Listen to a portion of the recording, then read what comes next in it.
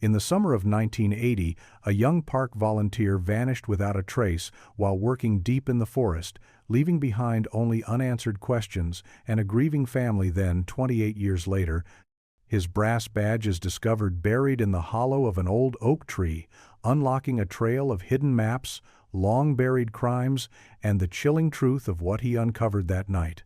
The summer sun filtered through the canopy, casting patches of light across the forest floor as children scrambled between the trees. It was late afternoon in 2008, and the state park was alive with the easy hum of families enjoying the last days of vacation.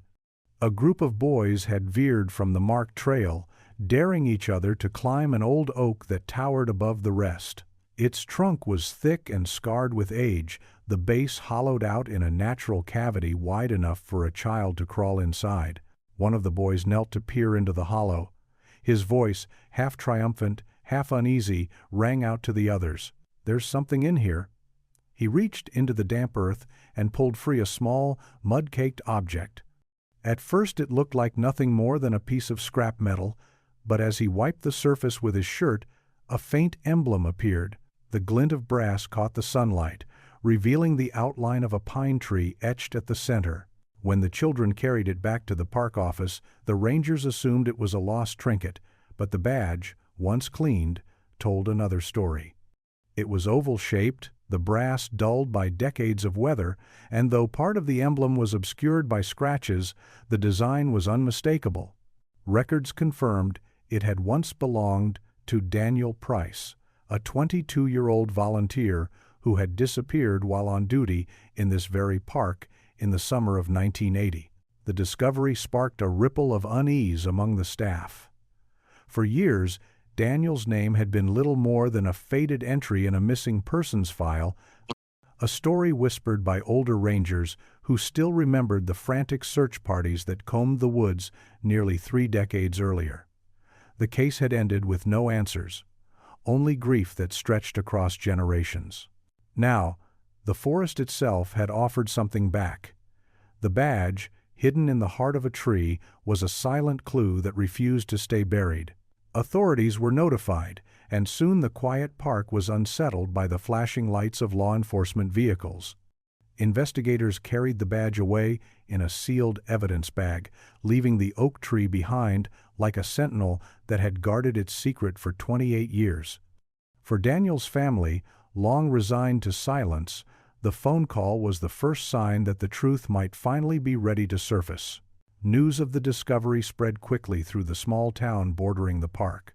By morning, the diner at the corner of Main Street was filled with whispers, locals lowering their voices as they passed the story from table to table. Most of the younger faces only vaguely remembered hearing about the missing volunteer, but for the older generation, the name Daniel Price brought back the memory of a long summer haunted by unanswered questions. Daniel had been 22, fresh out of college, and eager to spend his summer working in the outdoors before starting a teaching job in the fall. He was known for his easy smile, his willingness to help visitors on the trails, and his dedication to the park. In July of 1980, he set out to check a stretch of overgrown paths along the northern ridge and never returned. His radio had gone silent that afternoon. By nightfall, when he hadn't reported back, a full-scale search was launched. For 2 weeks, search parties scoured the park, moving through dense underbrush, climbing rocky bluffs, and dragging streams. Rangers, police, and volunteers combed every inch of the area, calling his name until their voices broke. Helicopters circled overhead, their spotlights cutting through the forest canopy. Nothing was found. Not his pack, not his tools, not a single trace of the young man who had walked into the woods and vanished. His family never recovered from the shock. Daniel's mother kept his bedroom exactly as he had left it, while his younger sister, barely a teenager at the time, grew up with the memory of his empty chair at the dinner table. Over the years, theories multiplied. Some believed he had simply gotten lost and succumbed to the elements, though seasoned rangers doubted it. Others whispered about foul play, suggesting he had stumbled upon something in the woods he was never meant to see. As decades passed, the case faded from headlines, reduced to a cautionary tale told to new volunteers about the dangers of wandering too far from the trail. Then, with the single find of a brass badge lodged in an oak hollow, the silence of 28 years cracked wide open. For the Price family, it was no longer a closed chapter of grief, but the beginning of a story that demanded to be told all over again. The badge was sent to the state crime lab for examination, its dull brass surface carefully cleaned and photographed under sterile lights. Forensic technicians noted the corrosion that came with nearly 3 decades of exposure, but there were details that stood out. The edges of the emblem bore shallow scratches, too deliberate to be mistaken for natural wear. They looked as if someone had pressed a sharp object against the metal in hurried strokes, though the marks were too faint to form letters or numbers. To investigators, it suggested more than simple abandonment. Back at the park, rangers led detectives to the oak tree where the badge had been found. The tree stood apart from the main trail, its massive trunk hollowed by age, its bark scarred with fissures that looked older than anyone alive. The discovery site was photographed from every angle, the surrounding soil sifted for additional artifacts. All they found were remnants of leaves, damp earth, and the faint outline where the badge had rested in the cavity for years. Detectives studied old maps of the park, comparing them to Daniel Price's last known route in July 1980. The oak was only a quarter-mile from the overgrown trail he had been assigned to clear, well within the search grid that had been combed all those years ago. Yet somehow, the badge had been missed. That detail gnawed at both the authorities and Daniel's family. Had the badge not been there during the original search? Or had it been placed later, tucked inside the hollow by someone who wanted it found or hidden? The family was brought in to view the artifact. Daniel's sister, now gray at the temples but still carrying the weight of her brother's loss, pressed her hand against the evidence bag as if trying to bridge the years between them. She remembered pinning the badge to his shirt the morning he disappeared, proud of how official it made him look. Seeing it again, bent and scarred, was like reopening an old wound she had spent years trying to stitch closed. For investigators, the badge was more than a relic. It was the first tangible lead in decades, a reminder that the forest still held secrets. And as they stood in the quiet clearing where children had stumbled upon it, one thought settled heavily among them: someone had gone to great lengths to ensure Daniel Price's story stayed buried. Now, at last, it was beginning to surface. The reopening of the case drew a wave of media attention that the small town had not felt in decades. News vans lined the gravel parking lot outside the ranger station, their antennas pointed skyward as reporters delivered somber updates. Locals who had long tucked the memory of Daniel Price into the back of their minds now found themselves revisiting that summer of 1980. Some were eager to talk, others preferred silence, but all agreed the discovery of the badge had unsettled the town's fragile peace. Detectives began interviewing those who had been part of the original search. Many of the old rangers were retired now, their faces lined by time, but their memories of Daniel were sharp. They spoke of him as the kind of young man who seemed destined for good things, eager to teach, quick to laugh, and unwilling to ignore when something wasn't right. A few recalled that, in the weeks leading up to his disappearance, Daniel had voiced concerns about suspicious activity on the northern ridge. He had mentioned hearing trucks at night in areas that were supposed to be closed to vehicles. At the time, no one thought much of it. Now, those comments carried a new weight. In the local library, an archivist dusted off a folder of newspaper clippings from the summer Daniel vanished. Grainy black and white photos showed volunteers lined up in the early morning, ready to sweep through the woods, and a single portrait of Daniel in his crisp uniform, smiling under the brim of his ranger cap. Beside the articles were handwritten notes from townsfolk, offering prayers and theories. Some believed he had fallen into a ravine, others insisted he had left on his own, though his family always rejected that idea. For his sister, the renewed attention was both painful and necessary. She agreed to speak publicly for the first time in years, standing on her porch as cameras rolled.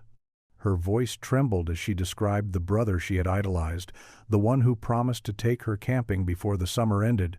She confessed she had spent countless nights walking through the park herself, hoping to find even a scrap of evidence. Seeing his badge again, she said, was proof that Daniel had not simply disappeared into nothing.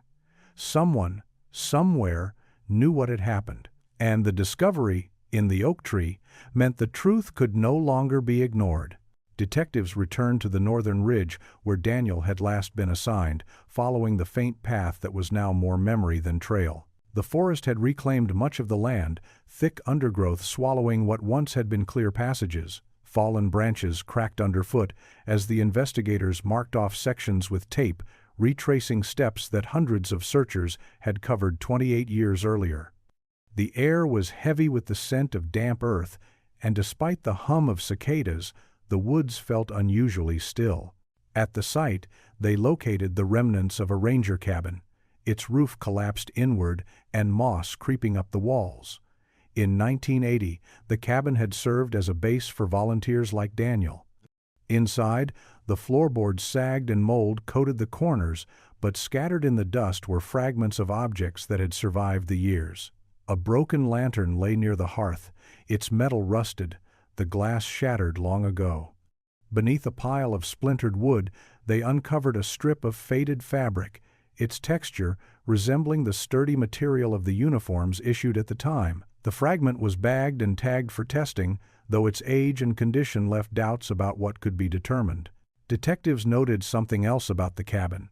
The rear door, though warped and swollen, bore deep scratches around the latch, as if someone had tried to force it open. Whether those marks were decades old or made more recently was impossible to say. Still, the detail unsettled them. If Daniel had returned here after his shift, had someone followed? As the team documented the scene, one of the older rangers who had been part of the 1980 search leaned against the railing, his voice low. He remembered clearly that Daniel had spoken of seeing something wrong in the woods just days before his disappearance. The ranger admitted he had dismissed it at the time, chalking it up to a young man's nerves, but now he wondered if Daniel had stumbled across something worth silencing. The discovery of the badge had reignited suspicions long buried, and the ruined cabin seemed to whisper that the answers had always been closer than anyone wanted to believe. What lingered in those woods was not just the mystery of a lost volunteer, but the shadow of something darker that had thrived in silence for nearly 3 decades. The fragment of fabric from the cabin was rushed to the state lab, where technicians compared it against fibers preserved from Daniel's old belongings, still kept in storage by his sister. Though degraded, early tests suggested a strong match, confirming the piece had once been part of the same green volunteer shirt he had worn the day he vanished. The result sent a shiver through investigators. For nearly 30 years there had been no physical trace of Daniel, and now within weeks of the badge's discovery, 2 tangible pieces of him had surfaced from the woods. Back at the oak tree, detectives began a broader sweep of the surrounding area. They used ground-penetrating radar to scan beneath the soil, hoping to locate anything that might have been overlooked in the original search. The scans revealed nothing conclusive, but in one clearing, a cadaver dog alerted twice near a shallow depression. Excavation uncovered only animal remains, yet the reaction suggested the ground had once carried human scent. Whether it had been Daniel or someone else would never be known, but the unease it stirred lingered.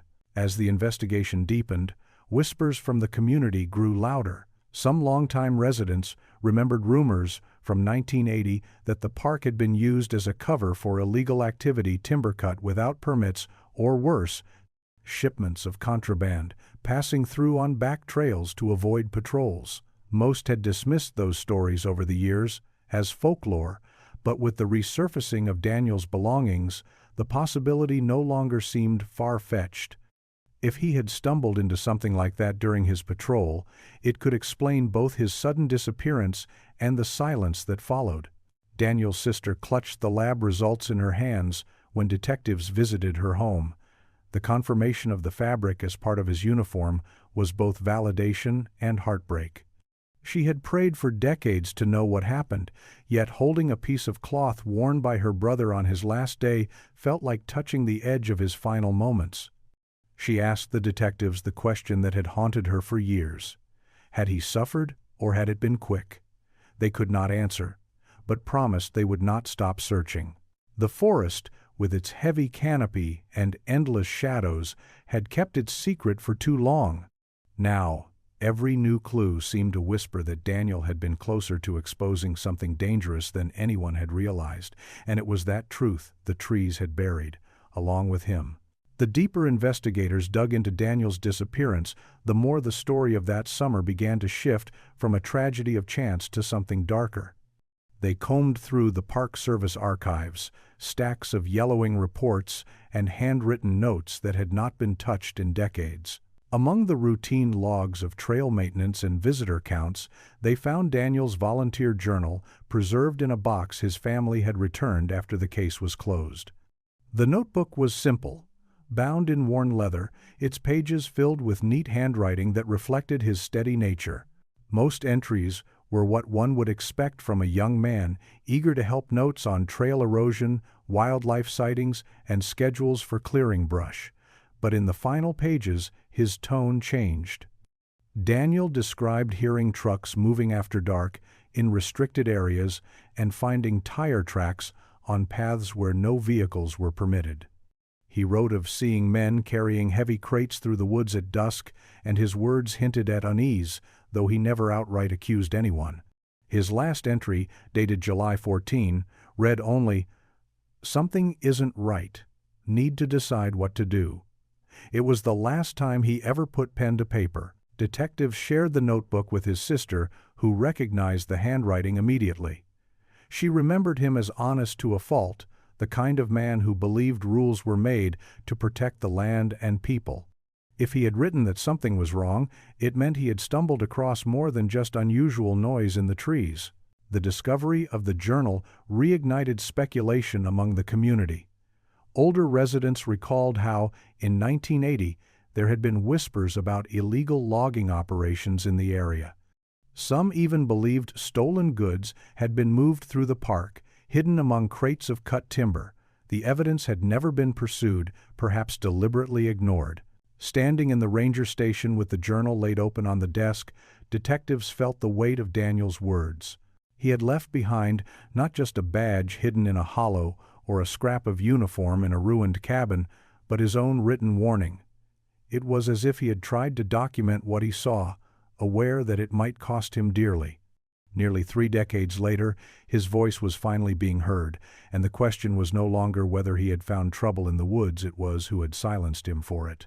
The journal entries gave investigators a new direction, one that led them back to the people who had worked alongside Daniel during that summer of 1980.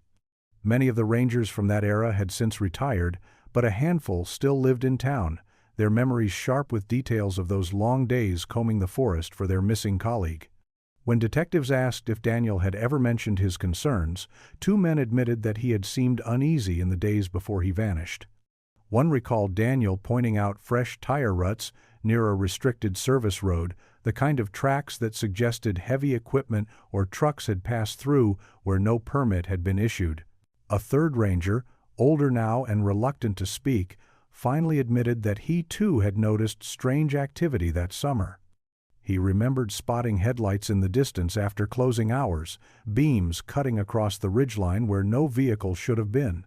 He said he reported it to the sheriff at the time, but nothing came of it. The case was already focused on Daniel's disappearance, and anything that might have complicated the narrative was pushed aside. Detectives dug into county records from 1980, hoping to uncover permits or citations that might explain the trucks.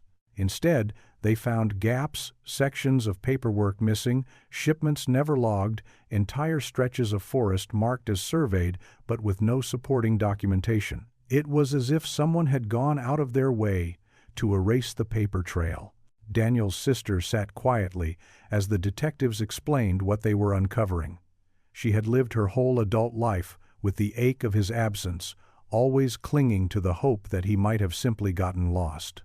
Hearing that he had possibly uncovered a criminal operation in the woods and that his disappearance might have been deliberate brought a new layer of grief. It meant he had been silenced not by accident, but because of what he knew. For investigators, the pieces were slowly aligning. The badge in the hollow, the torn uniform fabric in the ruined cabin, the journal filled with unease, and now the testimony of rangers who remembered headlights where none should have been. The evidence suggested Daniel had seen too much on his final day. What remained was to learn who else had been in those woods and how far they would go to keep the truth hidden. The investigators turned their attention to an abandoned ranger cabin deep in the northern ridge, a place mentioned more than once in Daniel's journal. In 1980, it had been used as a base for volunteers, but after his disappearance, the structure fell into disuse, left to sag under decades of storms and neglect. Now it stood like a ghost of the past, its roof collapsing in sections, its windows clouded with grime. Inside, the air was heavy with mildew. Dust rose in clouds as the team moved across the warped floorboards. They swept their lights over peeling walls and broken furniture, looking for anything that might have survived the years. In the corner, one detective noticed a small box half buried under fallen boards. When they lifted it free, the box crumbled in their hands, spilling nails, scraps of paper, and a rusted padlock onto the floor. Most of it was useless, but one fragment caught their attention, a page torn from a notebook, words smudged but legible enough to read.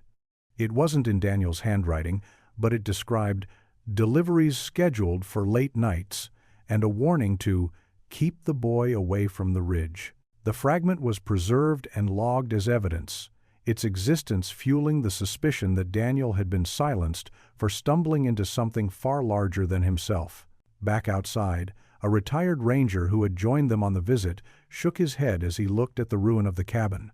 He remembered how, in the days before Daniel vanished, a group of men had been working near this very spot, though none of them were part of the official park staff. They had been hauling crates in the twilight, moving quickly and avoiding questions. The ranger admitted he had never reported it, convinced it wasn't his place. But now, nearly 3 decades later, he realized that silence might have cost Daniel his life. Standing in the clearing, the oak trees rising high around them, the investigators felt the weight of history pressing close. Every clue pointed to a young volunteer who had refused to turn a blind eye, and every piece of evidence suggested he had paid for it with his life. The badge in the hollow was no longer a mystery trinket.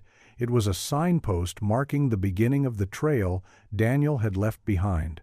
The torn page from the ruined cabin sent a jolt through the investigation. Detectives returned to the station that evening with the fragile scrap sealed in plastic, reading the words over and over until the meaning was impossible to ignore. Someone had been organizing deliveries in the park, using the forest as a cover, and someone else had been worried about Daniel's presence on the ridge. The phrase, "keep the boy away," felt like an echo from the past, a warning that had gone unheeded. The next step was to track down the men who had worked seasonal contracts in the park during that summer.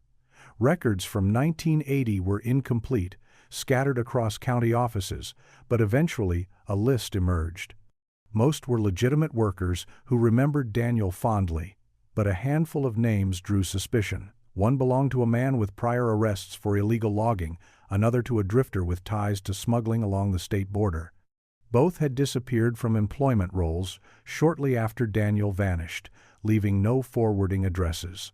As detectives pieced the list together, Daniel's sister came to the station to see the page for herself.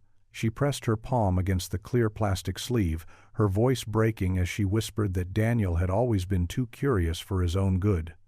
He had been the kind of man who couldn't walk away from something that looked wrong. If he saw men hauling crates where none should have been, she knew in her heart he would have asked questions, maybe even confronted them. Detectives shared their growing theory with her carefully.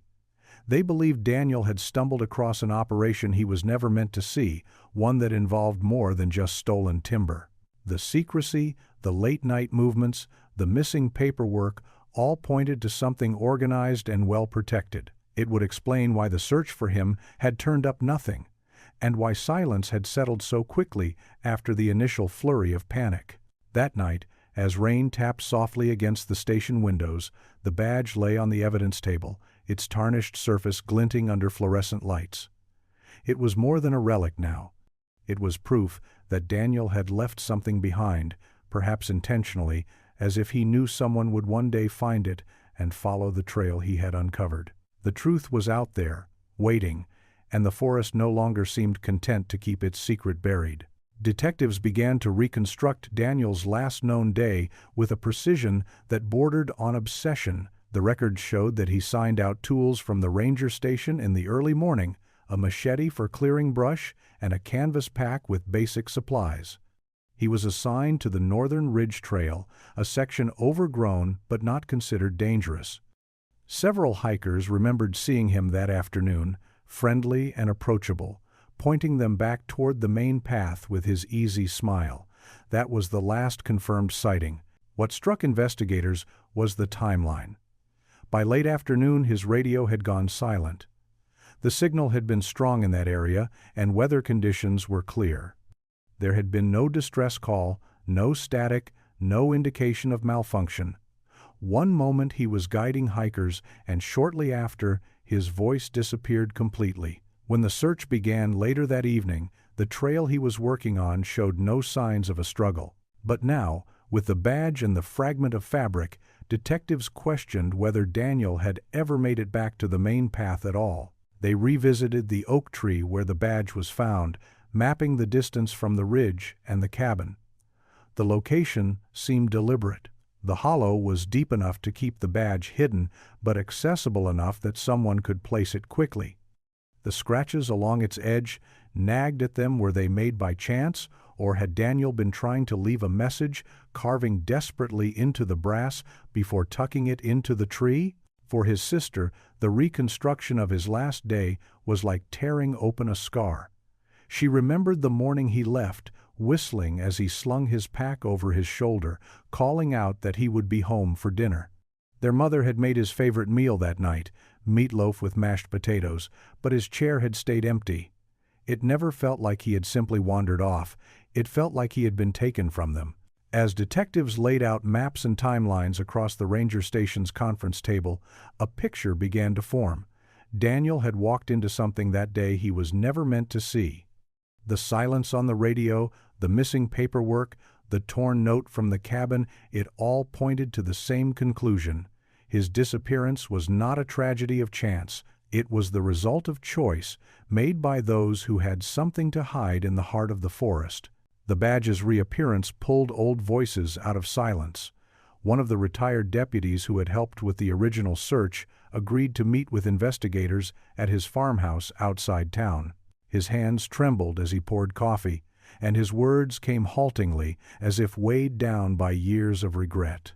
He admitted there had been pressure in 1980 to close the case quickly, to frame Daniel's disappearance as either an accident or a young man's choice to walk away from responsibility. But he remembered details that never sat right with him. Tire tracks on a service road that should have been locked, a fresh gouge in a tree where a vehicle had scraped its side, and the lingering smell of fuel in the air long after the search teams had moved through. When asked why those details were never included in official reports, the deputy lowered his gaze. He said his notes had been rewritten, his testimony edited until it fit the version the sheriff wanted on record. "They didn't want trouble tied to that park," he whispered. "Too many people made money off what was happening out there." He never said directly who they were, but the implication was clear. There had been more at stake than the loss of a volunteer. Back at the station, the detectives compared his memories to the fragments of Daniel's journal. The parallels were striking. Trucks in restricted areas, activity after dark, sounds that didn't belong in the quiet of the forest. Daniel had seen it too, and unlike others who looked the other way, he had written it down. The badge in the oak tree felt less like an accident now, and more like a last act of defiance, a sign he tried to leave behind before being silenced.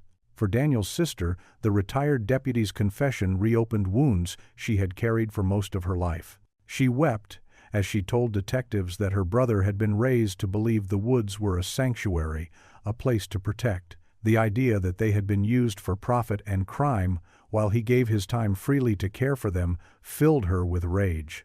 The case had started with a single badge discovered by chance, but it was rapidly becoming more than a missing person investigation. It was an unraveling of secrets that had been tightly bound since the summer of 1980, and each new thread pulled the truth closer to light. Detectives broadened their search beyond the park itself, combing through county land records and forestry permits from the late 1970s. What they uncovered was a web of inconsistencies that stretched far beyond clerical error. Parcels of land near the northern ridge had been marked as restricted for conservation, yet logging trucks had been recorded passing through way stations during the same period. Shipments of cut timber were logged as coming from outside counties, but the dates lined up suspiciously with the very weeks Daniel had been working on clearing trails. An old map found in the archives provided the most intriguing lead.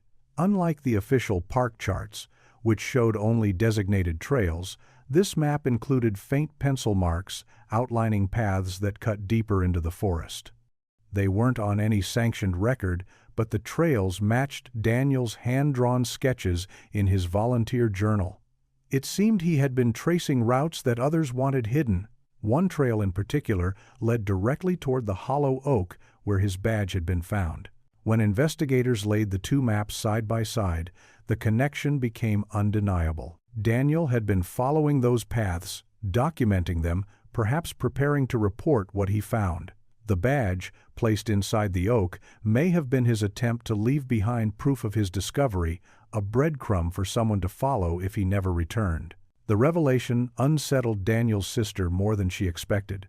She remembered her brother's meticulous nature, how he never let details slip. As children, he would map out their backyard adventures with the same care he later gave to his volunteer work. If he had marked those hidden trails, she believed it was intentional, his way of telling the truth even when he knew he was in danger. Detectives organized a team to retrace the unmarked routes, pushing deep into sections of the forest untouched since the early 80s. The canopy grew heavier as they moved farther from the main paths, the air damp and filled with the smell of moss. The silence was thick, broken only by the crunch of boots and the call of distant crows. When they reached the end of one faded trail, the ground dipped into a clearing half-choked with brush. In its center, half-buried beneath decades of leaves and rot, they spotted the corner of a wooden crate. The forest, it seemed, was finally beginning to give back what it had hidden for nearly 3 decades.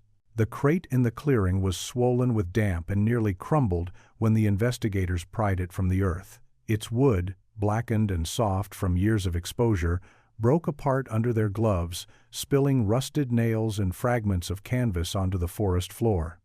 But among the debris was something more telling: metal casings, corroded but recognizable, the remnants of ammunition once stored inside. The find shifted the investigation sharply. This was no logging supply cache. Someone had been moving contraband through the park, and Daniel Price had likely stumbled upon it. The team expanded their search of the clearing, combing through the undergrowth in widening circles. Within hours they uncovered 2 more crates, both collapsed and empty, their contents long removed. The soil beneath was stained darker than the surrounding ground, as if something chemical had leaked and settled into the earth. Samples were collected for testing, but the implication was already clear. The northern ridge had been used as a hidden storage site, far from the eyes of casual hikers or honest rangers. Back at the station, detectives laid out the photographs alongside Daniel's journal. His notes about trucks at night, men carrying crates, and strange noises in the forest now seemed painfully obvious. He hadn't been mistaken or imagining things. He had been documenting a crime that others were determined to keep secret, and once he wrote it down, he became a liability. Daniel's sister listened quietly as detectives explained what they had found. Her hands trembled as she traced the photograph of the clearing, her voice soft but steady. She said her brother had always been fearless about standing up for what was right, even when it cost him. She had no doubt he had confronted the men that summer, unwilling to walk away and pretend he hadn't seen. The discovery of the crate spread quickly through the community, reigniting old fears. People who had once dismissed rumors of smuggling now spoke of headlights in the woods and strangers seen near trailheads late at night. The silence of 1980 was unraveling, and what emerged was a portrait of a young man who had been in the wrong place at the wrong time, but also one who had refused to stay silent. The badge in the oak had been the first whisper, and now the forest was finally beginning to speak louder. The crates were enough to shift the investigation from speculation to certainty. This was no longer a story about a volunteer who wandered too far into the woods. It was a case of organized activity buried under decades of silence. Detectives sought out anyone still alive who had worked in logging or freight transport during the late 70s. Most shrugged off questions, claiming long years had blurred memory. But one man, frail and living in a nursing home, let slip that he remembered being paid cash to haul loads through the park after dark. He admitted he never asked questions about what he carried, only that the trucks were to avoid main roads and stick to trails someone else had marked. When detectives showed him a photograph of Daniel, the old man's eyes lingered. He nodded slowly, saying he recalled a kid who had argued with the drivers near the ridge. The kid had told them they couldn't be there. After that night, the young volunteer was never seen again. His words left the room heavy with silence. Back at the park, forensic teams focused again on the oak tree hollow where the badge had been found.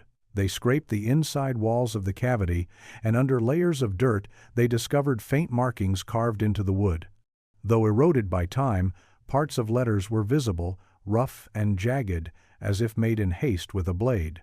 The shapes were difficult to interpret, but investigators believed Daniel might have tried to leave a message. Perhaps initials, perhaps numbers, perhaps even a direction. Whatever it had once been, time and weather had blurred it beyond clarity. Still, the idea that Daniel had fought to leave some trace of himself deepened the weight of the discovery. His sister stood beneath the towering oak when detectives explained what they had found.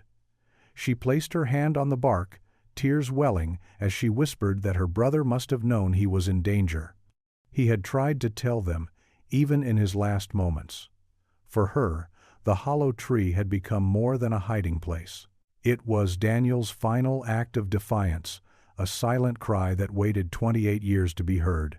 The investigation was no longer about whether Daniel had been silenced. It was about unmasking those who had profited from the shadows of the forest and uncovering why, for nearly 3 decades, no one dared to speak the truth. Detectives pressed harder into county records from 1980, this time examining not just park permits but financial ledgers tied to local businesses. What emerged was a pattern of shell companies, hastily formed and dissolved within a year, all linked to freight hauling.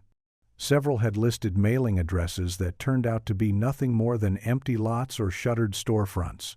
It was clear someone had been funneling money through the region during that time, using the cover of legitimate trade to disguise something illicit. One name appeared again and again, a contractor who had been awarded small jobs maintaining access roads near the park. On paper, his company had been responsible for grading trails and clearing fallen timber. In reality, no one could remember ever seeing his crew at work.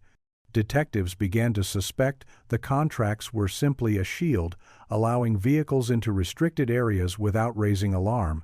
An interview with one of the surviving rangers from that summer added fuel to the theory. He recalled how Daniel had once stormed into the cabin, frustrated after finding a stretch of trail deliberately blocked with felled trees. Daniel believed it was meant to discourage hikers from wandering too far north. The ranger dismissed it at the time as overthinking, but now it seemed like another clue. If smugglers had been using hidden routes, obstructing the official trails would have been a simple way to buy themselves cover. The pieces painted a grim picture of Daniel's last hours. He may have followed one of those blocked trails, curious why it had been tampered with. He may have stumbled upon men unloading crates into the forest clearing, their trucks' headlights piercing the trees, and he may have tried, in his youthful certainty, to stand in their way. The torn fabric, the journal entries, the scratches on the badge, all suggested he had realized the danger too late. For his sister, every revelation felt like a wound reopening. She told detectives she had once believed the silence meant her brother's story had been forgotten. Now she understood it was not forgetfulness, but fear that had kept mouths closed for decades. The park was no longer just a place of childhood memory for her. It had become a labyrinth of secrets, and at its center was Daniel, a young man who had tried to speak the truth and vanished for it. The focus shifted from the forest to the town itself, where the threads of memory still lingered among those who had lived through the summer of 1980. Detectives began speaking with longtime residents, stopping in at barbershops, diners, and back porches, where stories often carried more weight than official reports. It was there, in a quiet corner booth of a roadside cafe, that an elderly man leaned across the table and admitted he had seen something he had never spoken of. One night, near the time Daniel vanished, he had been driving past the service road that cut toward the ridge when he noticed trucks idling without headlights. He said he slowed down, curious, only to see figures moving in the shadows. Then, a single sound like a sharp crack split the night air. Fearful, he kept driving and told no one. For nearly 3 decades, the memory had clung to him like a shadow. The account matched too closely with other fragments of the story to ignore. Detectives checked property logs for the stretch of land near that service road and found that it had been privately leased for a short time in 1980, then abruptly abandoned. The paperwork named the same contractor whose trail work had raised suspicion. Whatever had been happening there was not meant to be permanent. Daniel's sister listened to the new testimony with tears brimming. She confessed she had always sensed that someone in town knew more than they let on, but fear had silenced them. Hearing the story now, she imagined her brother standing on that ridge, facing men who saw him not as a volunteer in a green shirt, but as a threat to their livelihood. The thought hollowed her, yet it also brought clarity. Daniel had not simply disappeared, he had borne witness. For the investigators, the pieces began to form a narrative too compelling to dismiss. The badge in the tree was no accident. The scratches along its surface, the faint carvings inside the hollow, were likely Daniel's last attempt to leave a sign, a desperate hope that someday someone would find it. After 28 years, children had stumbled upon what he had hidden, and now the truth was inching toward the surface. The forest was no longer just a backdrop of trees and trails. It was a crime scene that had been waiting patiently for decades to be read. Investigators returned once more to the ridge, this time with a specialized team trained in uncovering sites long buried beneath forest growth. The clearing where the crates had been discovered was mapped in detail, and ground-penetrating radar was brought in to sweep the area more thoroughly. Hours of scanning revealed subtle anomalies beneath the soil, irregular shapes inconsistent with roots or stones. When the team began digging, they unearthed remnants of canvas tarps, their fibers clinging stubbornly to the earth after decades underground. Beneath the tarps were fragments of wooden planks, far more intact than the crates found earlier, suggesting that this had once been a staging ground, carefully constructed and concealed. Among the debris, they uncovered something chilling. A pocket knife, its blade rusted and its wooden handle cracked, lay buried near the edge of the clearing. It was small, ordinary, the kind of tool a volunteer might have carried in his pack. The initials DP were faintly etched into the handle, nearly lost beneath years of weathering, but still visible under the careful light of the forensic team. Daniel's sister later confirmed that he had owned such a knife, a gift from their father when he first signed on to volunteer at the park. The discovery shifted the weight of the investigation once again. Unlike the crates or the fuel stains, this was personal. It tied Daniel directly to the site, proof that he had stood in that clearing, perhaps on the very night he vanished. The placement of the knife at the perimeter suggested he might have dropped it while fleeing, or it had been discarded during a struggle. Either way, it deepened the conviction that Daniel had encountered something he was never meant to see. For his sister, holding the knife in its evidence bag was almost unbearable. She traced the faint initials with her eyes, remembering how proud Daniel had been to carry it, how he used it to carve sticks for campfires when they were children. The thought that it had lain in the dirt for 28 years, hidden under leaves and roots, brought both sorrow and vindication. He had been there. He had tried to fight, to leave behind something that proved his presence. The forest had begun to surrender its secrets, And now, with Daniel's knife in hand, investigators knew they were walking directly in his final footsteps. The silence of the woods no longer felt empty. It felt like testimony. The discovery of Daniel's knife reignited old fears in the community, but it also emboldened those who had remained silent for nearly 3 decades. One by one, people began to step forward, sharing fragments of memory that had been buried under guilt and worry.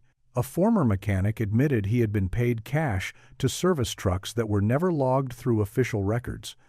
He remembered the drivers were always nervous, insisting repairs be finished quickly and paid for without receipts. Another resident recalled seeing Daniel near the supply road a few days before he disappeared, arguing with men she did not recognize. She had dismissed it then, thinking it was a misunderstanding, but now the memory unsettled her. Detectives compiled these accounts, layering them atop the physical evidence.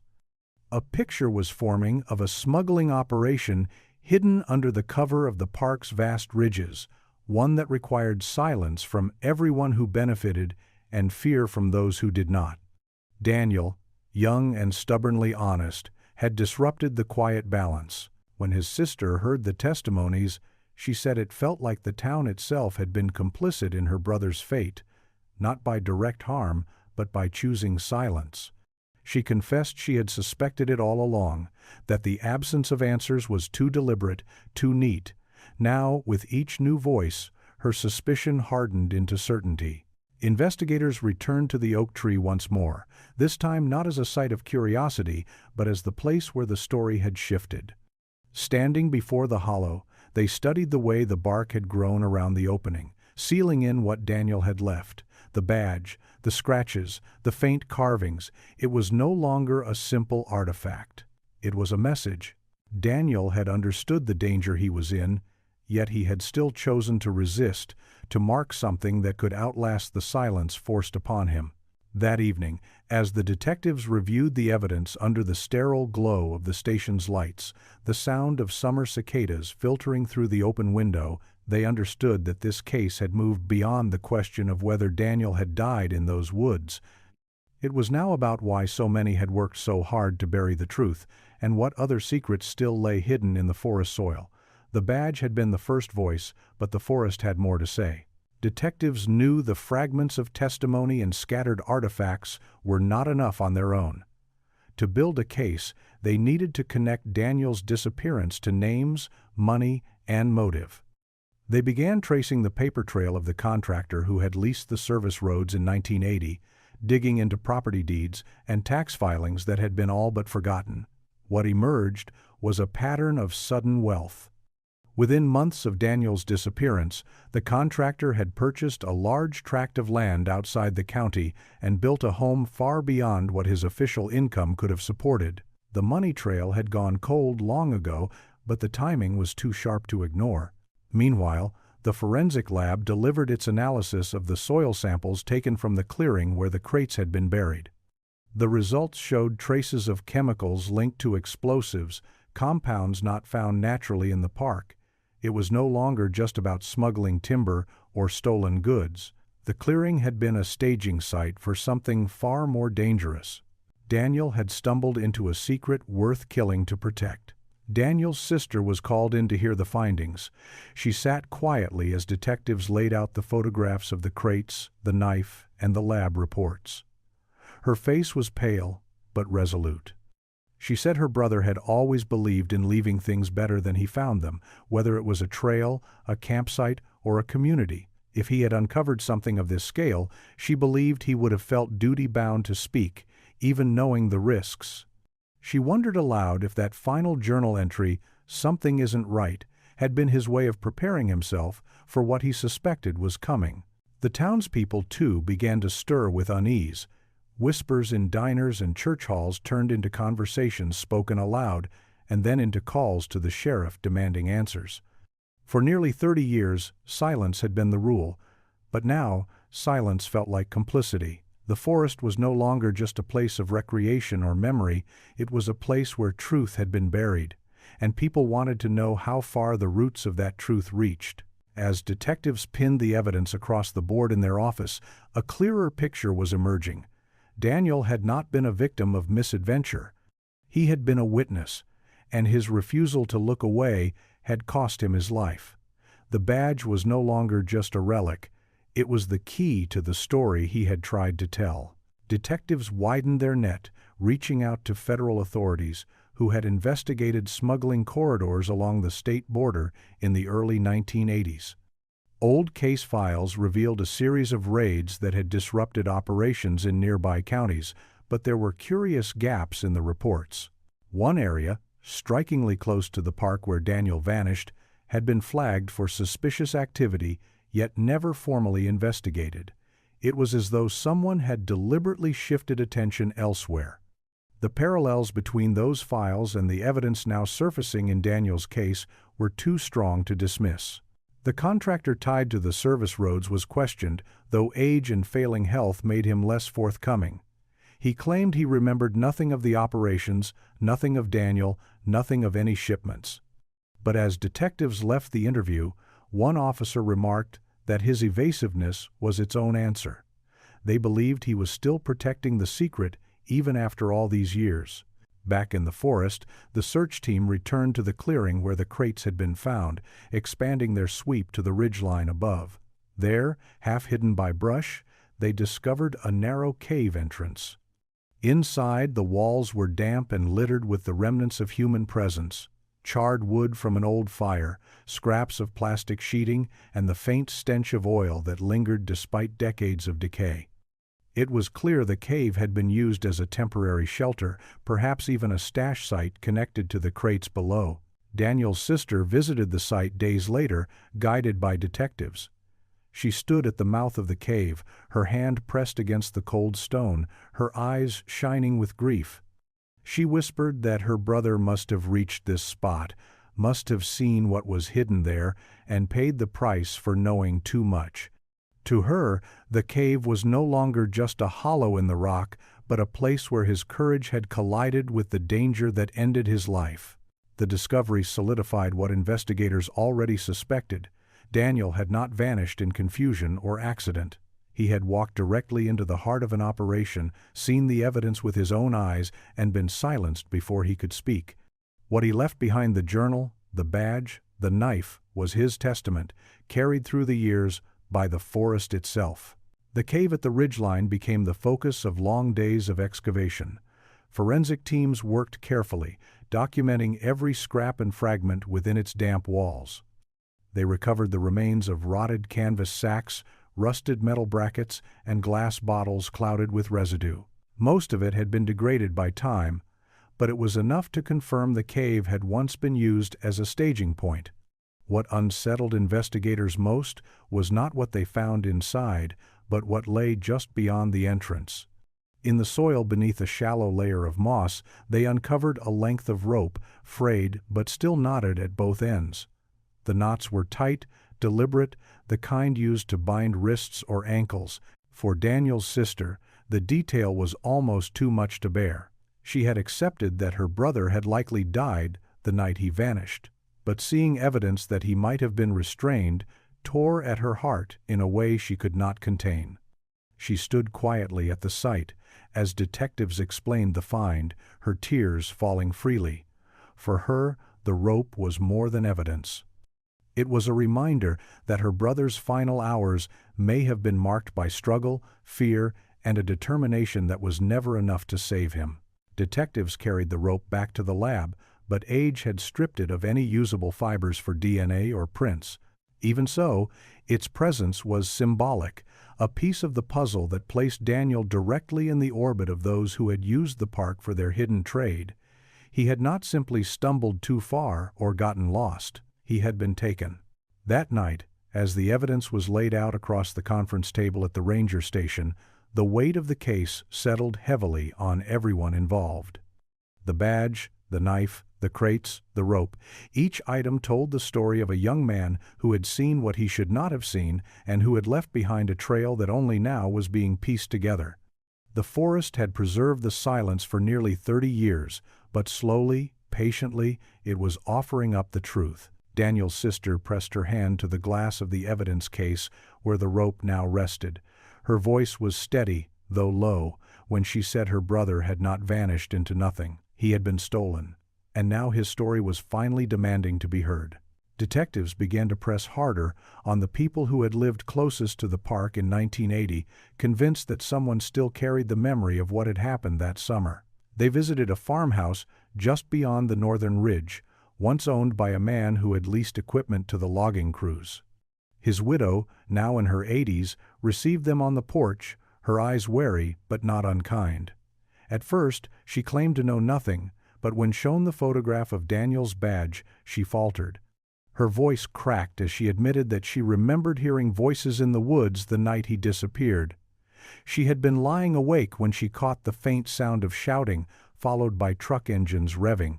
Then there had been silence, so complete it unnerved her. Her confession carried the ring of truth, and it added yet another layer to the story.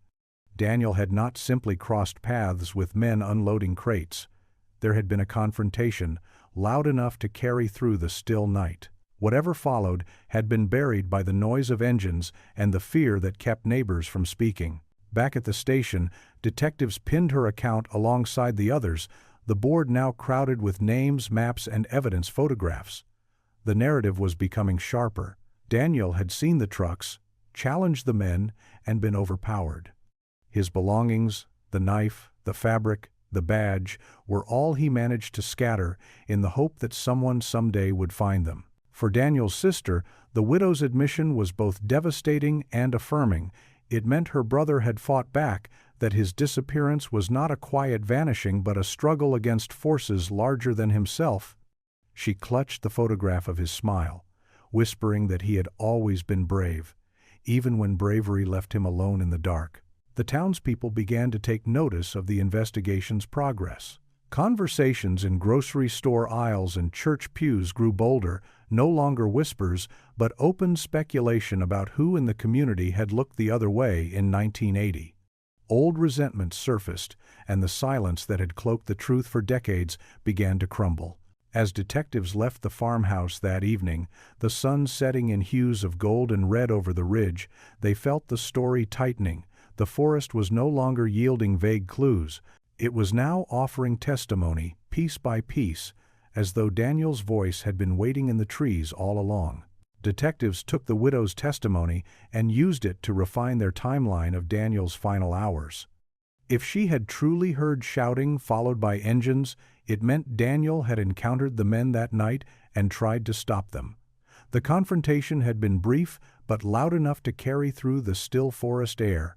Investigators returned once more to the ridge, focusing on a stretch of land between the oak tree and the clearing where the crates had been unearthed. They walked slowly, scanning the ground, and after several hours, one of them spotted a depression in the soil that looked out of place. Beneath layers of moss and leaves, the earth sank slightly, forming the outline of something unnatural. Forensic teams marked the area and began a careful excavation.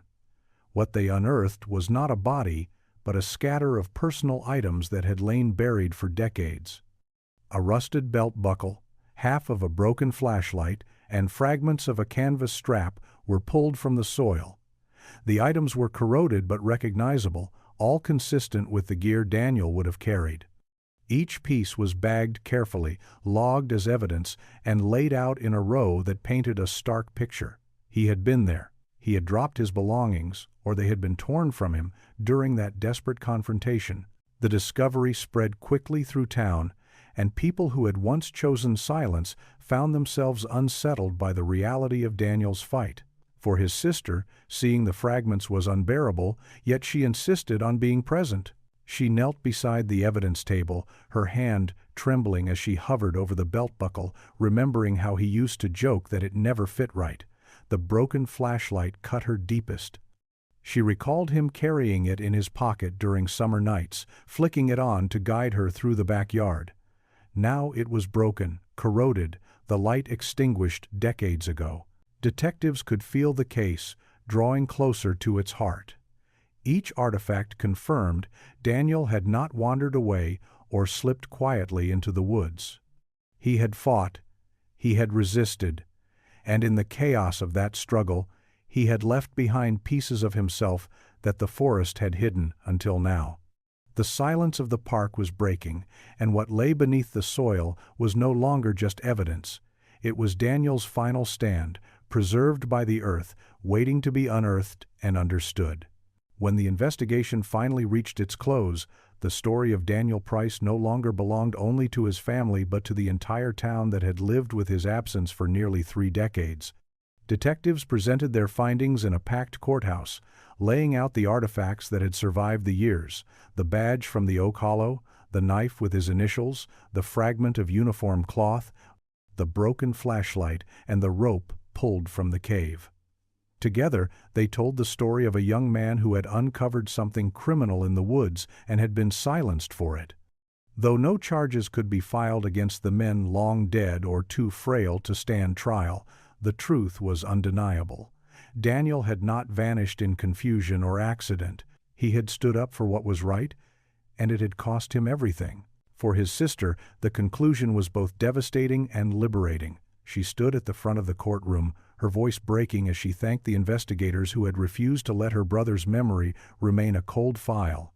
She admitted she had once feared his story would fade, that his name would be spoken only in whispers.